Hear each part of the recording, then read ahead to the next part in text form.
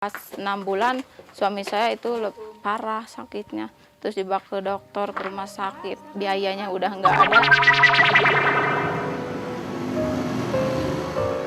Di ibu kota Jakarta, aku pernah mengadu nasib sebagai pembantu rumah tangga. Aku rela menjadi pembantu demi memenuhi kebutuhan nafkah keluarga.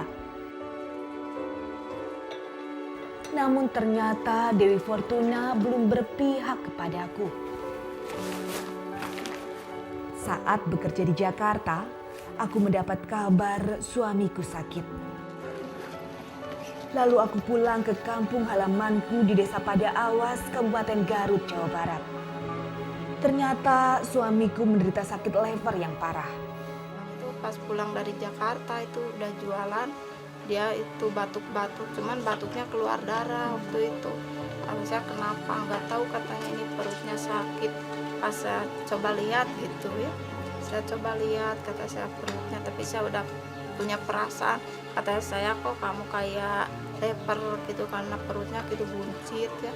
Kata saya periksa aja ke rumah sakit. Pas diperiksa ke rumah sakit di ronsen, katanya ibu ini mah katanya leper suaminya, katanya nggak tahu ketulungan ini udah parah banget, katanya udah muntah-muntah darah ya kan.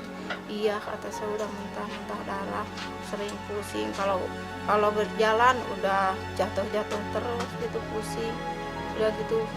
Pas 6 bulan aja nggak bisa kerjanya, iya di tempat tidur gitu nggak bisa apa-apanya 6 bulan sama saya. Tak lama kemudian suamiku meninggal dunia. Sedih, bingung, dan hati terasa galau ketika ditinggal suamiku untuk selama-lamanya. Astagfirullahaladzim. Suamiku meninggal 17 tahun lampau. Aku pun menjadi orang tua tunggal. Udah datang ke sini itu suami saya udah sakit lever.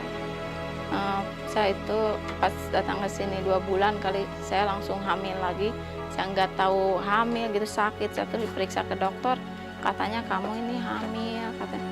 Udah gitu udah pas 6 bulan suami saya itu parah sakitnya, terus dibawa ke dokter, ke rumah sakit, biayanya udah nggak ada, rumah aja dijual dibuat biaya suami saya.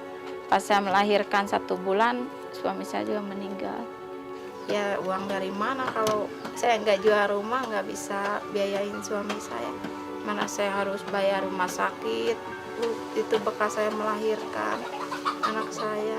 Saya jual rumah saya dijual berapa waktu itu, 8 juta, terus dibuat obat aja ke rumah sakit gitu.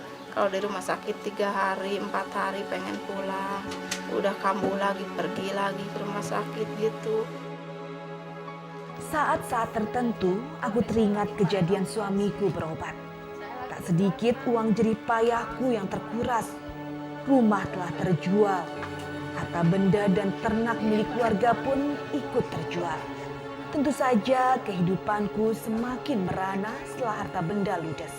Saya hancurnya waktu suami saya sakit aja. Rumah semuanya, barang-barang, kambing-kambing habis dijualin buat ngurus suami saya 6 bulan sakitnya. Tiap hari pengennya ke dokter, periksa, beli obat, ke paranormal. Kan kalau paranormal paling sedikit 300.000.